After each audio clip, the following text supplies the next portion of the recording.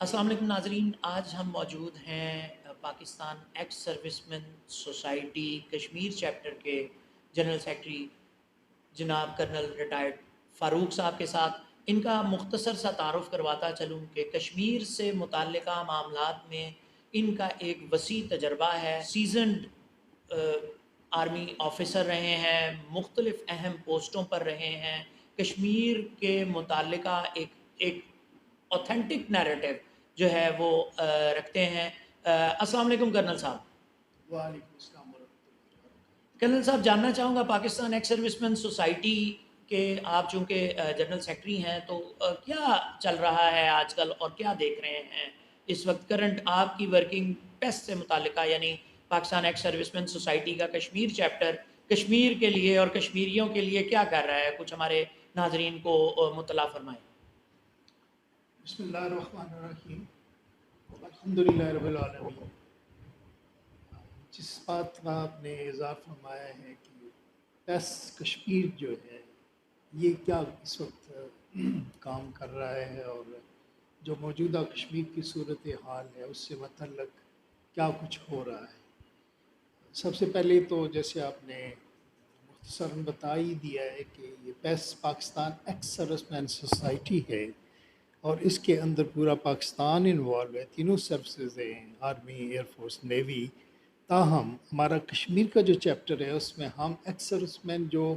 कश्मीर से मुतल्लिका जो जोग्राफी लिहाज से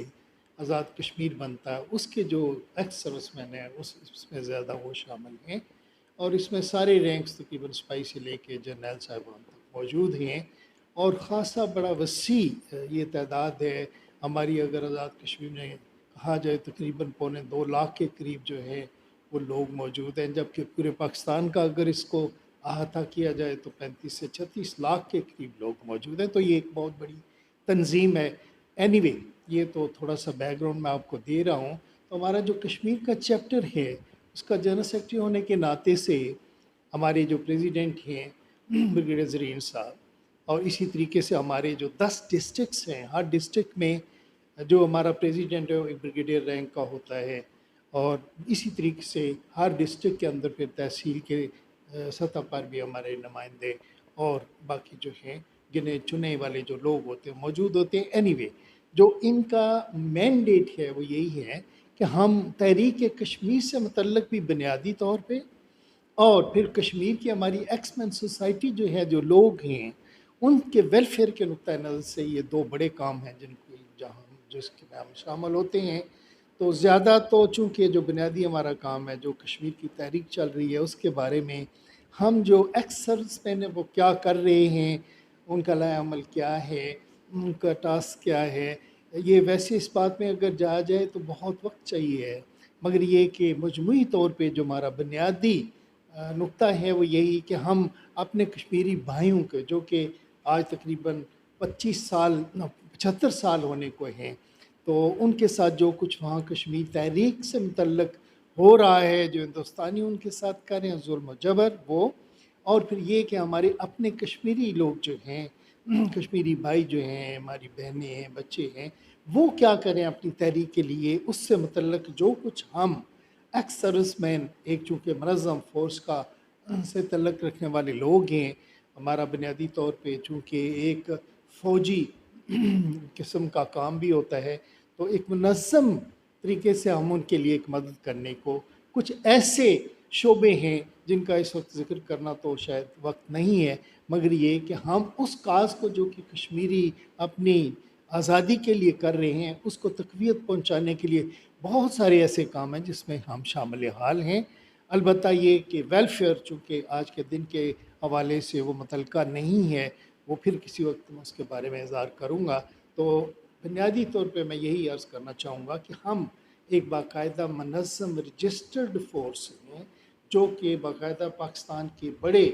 इसी शोबे के साथ मुतल्लका होने के नाते से, इसका हिस्सा होने के नाते से ख़ुसूसी तौर पर कश्मीर के बारे में, कश्मीर की तारीख़ के बारे में, कश्मीरियों के वेलफेयर के बारे में हम जो कुछ कर सकते हैं उसमें इन्वॉल्व रहते हैं। ये जो एजिटेशन है इस सारे मामले में ब्लैक डे से मुताल्लिका आज के दिन की मुनासबत से आप क्या कहना चाहेंगे हमारे सामीन से कि Pakistan ex servicemen society کہاں کھڑی ہے اور کس طرح اس کو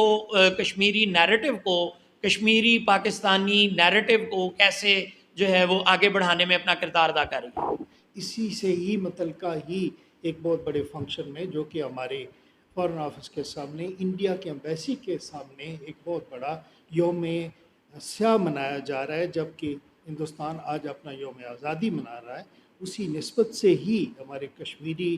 اس دن کو یوم سیاہ کے طور پہ مناتے ہیں، اور آج ہم پیس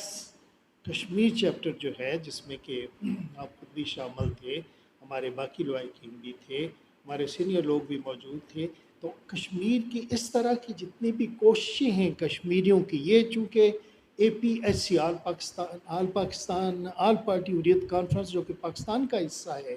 اس کا چیپٹر جو پاکستان میں کام کر رہا ہے، اس کے جتنے بھی اکابرین تھے، مختلف جو پارٹیوں کے وہاں کے ڈکلیئرڈ یا نمائندہ لوگ ہیں وہ موجود تھے، اور انہوں نے ایک بہت بڑا آج جو ہے احتجاجاً یوم سیاہ منایا ہے، اور اس میں ہم بھی شامل، ہم نے پیس کشمیر چیپٹر نے بھی شمولیت حاصل کی، اور اسی طریقے سے پیس پاکستان کے بھی نمائندے جس میں آپ خود بھی شامل ہیں تو موجود تھے، اور وہاں پہ جو تقاریر ہوئی ہیں، جو احتجاج کیا گیا ہے، جو آج اس دن کے حوالے سے کشمیریوں نے بات کی ہے، اور اس کو سپورٹ کرنے کے لیے، چونکہ ہم یہ اپنا فرض سمجھتے ہیں، جیسے آپ نے فرمایا بھی ہے کہ ہم کشمیر کے نظریاتی چیپٹر میں کس طریقے سے پیس جو ہے اس کو شامل حال ہوتی ہے، تو اس طرح کے جتنے بھی فنکشن ہوتے ہیں، ان کی ایکٹیویٹیز ہوتی ہیں، تحریکیں ہوتی ہیں، احتجاج ہوتے ہیں، اس میں ہم ان کے ساتھ شامل ہو کے ان کو ایک تو اخلاقی امداد بھی دیتے ہیں، دوسرا ان کے ساتھ شامل حال بھی ہوتے ہیں کہ ان کے اس طرح کے جتنی بھی کوششیں ہیں ان کو برآور کیا جائے، اور اس آواز کو دنیا کے بڑے بڑے اداروں تک پہنچایا جائے، چونکہ نہتے کشمیری تو اس حالت میں، جس طرح کہ ہندوستان کی اتنی بڑی فوج تو جو تقریباً 10 لاکھ کے قریب ہے، ان کو ایک جیل کی صورت میں رکھا ہوا ہے، اس کی اہلیت بھی کشمیر کی تبدیل کر دی گئی ہے، اور اس کے اوپر اتنا بڑا یہ بوجھ آ پڑا ہے۔ پہلے پھر بھی ان کے ساتھ کچھ ایسے ہمارے سیگمنٹس کشمیر لیڈرشپ کے ہوتے تھے تو جو ان کے ساتھ اس لحاظ سے تو وہ جوڑ میل رکھتے تھے کہ چلیں کشمیر کا کوئی فیصلہ ہوگا تو ہم ان کے ساتھ کو تعاون کریں، مگر یہ جو فیصلہ ہندوستان نے اب کیا، ان کی قیادت نے کیا، خصوصی طور پہ مودی سرکار نے جو کیا ہے، تو اس نے تو کشمیر کی اہلیت ہی تبدیل کر دی ہے، اور اس تبدیلی کے لیے ہر کشمیری بچہ جو کہ ان کا تھوڑا پہلے تھوڑا بہت ان کا کوئی ہمدردی بھی رکھتا تھا ان کے لیے، یا ان سے کوئی معاملت بھی کرتا تھا، تو وہ بھی ان کے مخالف ہو گیا، یعنی اس چھوٹے بچے سے لے کے بوڑھے بزرگ تک، ماؤں بہنوں تک، سب کشمیری ہی ان کے خلاف اٹھ کھڑے ہوئے ہیں، اور ایک قسم کی وہ جیل خانہ بن چکا ہماری وادی کی جو صورتحال ہے، اور اس میں ہم جو ایک باقاعدہ آرگنائزڈ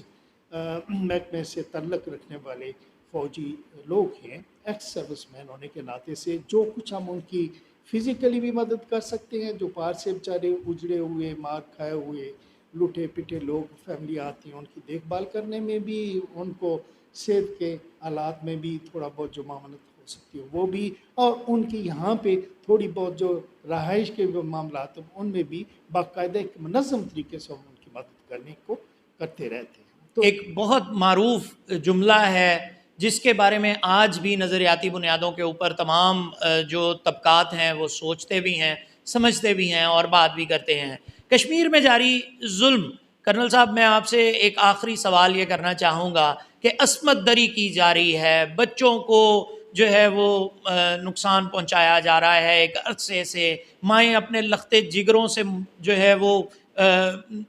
جدا ہو گئیں، ہاف وڈوز کا ایک پورا ایک طبقہ ہے جس کی تعداد تقریباً کوئی 40 سے 50 ہزار کے نزدیک بتائی جاتی ہے، شہادتوں کی تعداد ہے کہ تھمنے میں نہیں آ رہی، ظلم ہے، جبر ہے، استبدال ہے، جو دنیا جہان میں برا ترین لفظ آپ استعمال کر سکیں آج وہ بھی ہو رہا ہے۔ میرا جو آپ سے ایک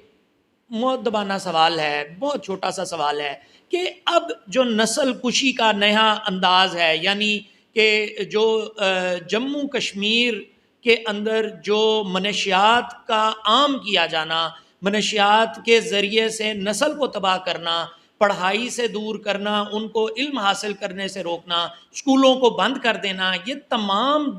یہ جو کیا یہ انسانی جرائم دنیا کو نظر نہیں آتے؟ اس کے بارے میں آپ کیا کہیں گے؟ میں تھوڑا سا آپ کی بات سے آٹھواں ہوتے ہوئے اس کا اظہار اس لیے کرنا چاہ رہا ہوں کہ ہمارے دوستوں کو، ہمارے سننے والوں کو یہ پتہ رہے کہ مجھے اتفاق سے ہی سردار محمد عبد القیوم، جو کہ مجاہد اول بھی کہلواتے ہیں، جنہوں نے 48 کا جہاد شروع بھی کیا تھا، جو آزاد کشمیر کے 5 بار کے الیکٹڈ صدر بھی رہے، وزیر اعظم بھی بعد میں بنے، اور پاکستان کشمیر کمیٹی کے چیئرمین بھی رہے۔ تو میں سن 1990 میں، جب کہ اس دہائی میں یہ شروع ہوئی تھی جو کہ ہماری نئی تحریک تھی، جس کا نام انہوں نے ملیٹنٹ تحریک رکھا تھا آزاد کشمیر کے لوگوں کا، تو میں نے اس وقت ان کو as a military secretary join کیا تھا۔ پھر مختلف وقتوں میں مختلف عہدوں کے اوپر میں نے اپنی سروس بھی آف کر کے ان کے ساتھ یہ وقت گزارا ہے۔ یہ بتانا اس لیے مقصود تھا کہ ایسی شخصیت کے ساتھ میں نے تقریباً کوارٹر آف اے سینچری گزاری، اور ایک سائے کی طرح صبح سے شام ان کے ساتھ ہوتے ہوئے سارے اس اوقات میں میں ان کے ساتھ رہا۔ یہ اس لیے بتا رہا ہوں کہ ان کا جو کشمیریوں کے ساتھ ایک تعلق رہا ہوا ہے، کشمیری ان کو باپ کا درجہ دیتے تھے، اور وہ مجاہد اول بھی کہلواتے ہیں، اور انہوں نے جو کچھ، میں اب آپ کے سوال کی طرف آ رہا ہوں، کہ انہوں نے یہ خصوصی طور پہ جو کہ ہماری ماؤں بہنوں بچیوں کے ساتھ یہ اس طرح کا وہ جو ظلم کرتے ہیں، یہ اس کو انہوں نے ایک جنگی ہتھیار کے طور پہ ڈکلیئر کیا ہوا تھا، جو کہ ہندوستانی فوج نے کشمیریوں کے خلاف آج سے نہیں، یہ تو یعنی آپ یہ کہ کئی دہائیوں سے ہی، بلکہ اب کی یہ جو نئی چال ہے ان کی، جس کا آپ نے ذکر فرمایا، یہ بھی ایک جنگ کا ایک نیا ذریعہ یا واردات ہو گئی ہے کہ آپ ان لوگوں کی ول کو توڑیں، کہ ان کو اتنے جبر دیں، ان کی عزتوں کو اتنا پامال کریں کہ ان کے اندر وہ جو کھڑا ہونے کی ایک قدر تھی، جو ان کی اہمیت تھی، وہ بھی ان سے ختم کر دی جائے، اور پھر وہ ان کو اس طرح کی چالاکیوں سے، جس کا آپ نے ذکر کیا ہے کہ چرچ کا معاملہ ہے، باقی برائیوں کا ہے، تعلیم ان کو نہیں حاصل ہو رہی ہے، پھر ان کو اس ایسی جگہوں کے اوپر بند رکھا جاتا ہے، برین واشنگ کی جاتی ہے۔ انہوں نے اپنی کمیٹیاں بنا رکھی ہوئے ہیں ہمارے جموں کے علاقے میں خصوصی طور پہ، جو کہ باقاعدہ طور پہ وہ ایک انہوں نے نفسیاتی جنگ شروع کر رکھی ہے ان کے دماغوں پر اس طرح کے اثرات پیدا کرنے لیے۔ تو میں اس کو یہ کنکلوڈ کرتے ہوئے کہ یہ نئی جنگ کا جو ذریعہ، جسے 6th وار کا آپ نام بھی دیتے ہیں، یہ شروع ہے، اور سب سے زیادہ میرے خیال میں کشمیری ہی اس جرم کا یا اس ظلم کا جو ہے وہ بنے ہوئے ٹارگٹ بنے ہوئے ہیں۔ اور انشاءاللہ یہ میں آپ کو فوجی ہونے کے ناطے سے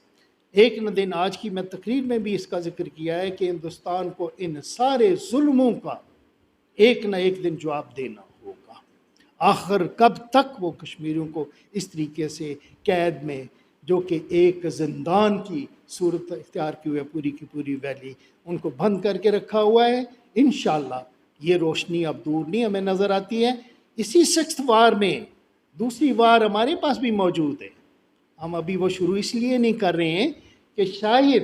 کوئی ہمارے ان اداروں، جن کو ہم نے پہلے بھی درخواست کی ہے، کہ کوئی ہمارے لیے ایسی مفاہمت کی راہ نکال سکے کہ ہمارا کشمیریوں کا وہاں پہ کوئی نہ کوئی صلح والا معاملہ، یا ان کے لیے کوئی ایسی صورت پیدا ہو جائے کہ وہ جنگ تک نوبت نہ جائے، ورنہ یہ جنگ اب دور نہیں ہے۔ اور ہندوستان کو یہ سن لینا چاہیے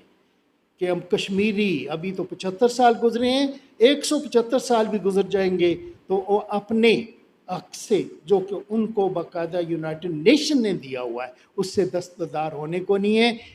ایک نہیں 3 نسلیں تو آلریڈی گزر چکی ہیں، اور اتنا سارا بھی وہ کشمیری کو تبدیل مینٹلی نہیں کر سکے ہیں کہ وہ کشمیر کے حق سے دستبردار ہوں۔ تو اس لیے انشاءاللہ ہمیں امید ہے کہ نئی نسل اس کا اصحاب بھی لے گی اور کشمیر بھی آزاد کرائے گی۔ خون پھر خون ہے، بہتا ہے تو جم جاتا ہے، ظلم پھر ظلم ہے، بڑھتا ہے تو مٹ جاتا ہے۔ کرنل صاحب، کرنل فاروق،